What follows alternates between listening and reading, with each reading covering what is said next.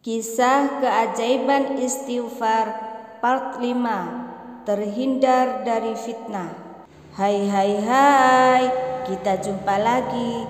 Assalamualaikum warahmatullahi wabarakatuh. Pada kesempatan kali ini saya akan mengisahkan tentang keajaiban istighfar.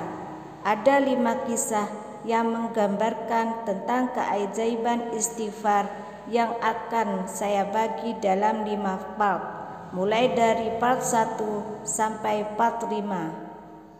Di video kali ini saya akan mengisahkan tentang keajaiban istighfar part 5 yang menceritakan tentang seorang dokter yang terhindar dari fitnah keji yang dilakukan oleh teman-temannya. Sebelum lanjut, like, subscribe, dan komen ya, agar channel ini semakin berkembang. Terhindar dari fitnah.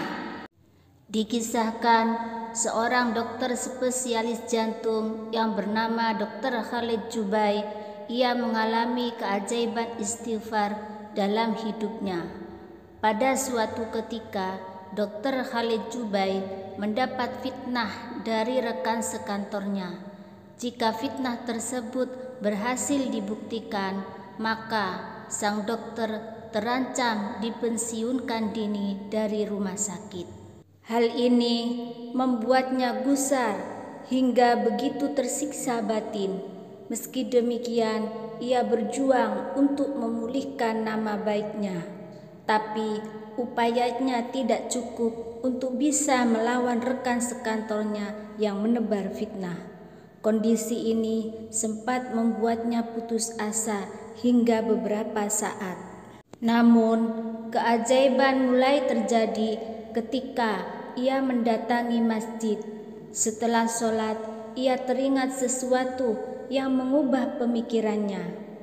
Selama ini, semua orang yang sakit datang kepadaku dengan harapan besar agar aku mengobati mereka. Tapi mengapa sekarang aku sendiri justru tidak mampu, pikir beliau. Tiba-tiba beliau teringat keutamaan istighfar dan merasakan adanya dorongan yang sangat kuat untuk melakukannya. Maka sepanjang perjalanan pulang, beliau pun mulai mengulang-ulang bacaan istighfar. Astaghfirullahaladzim, la ilaha illa huwal hayyul qayyum wa atubu ilaih.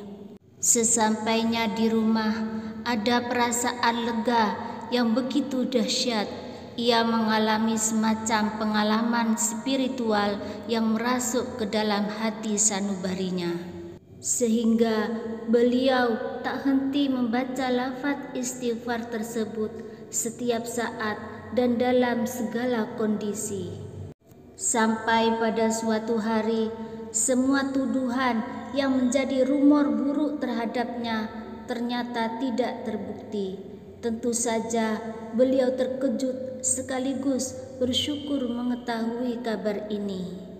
Dengan begitu, beliau menjadi bebas dari sanksi pemberhentian kerja dan namanya pun menjadi bersih kembali. Tak sampai di situ, akibat fitnah yang dialamatkan kepada beliau tidaklah terbukti, maka 5 koleganya yang melaporkan beliau itu pun turut menerima konsekuensi atas tuduhan yang tidak berdasar tersebut. Di antara mereka ada yang dimutasi dari tempat dan posisi kerjanya semula, ada yang justru dipensiunkan dini, dan ada juga yang mengakui perbuatannya dan meminta maaf kepada beliau dan instansi terkait. Masya Allah, betapa dahsyatnya keajaiban istighfar.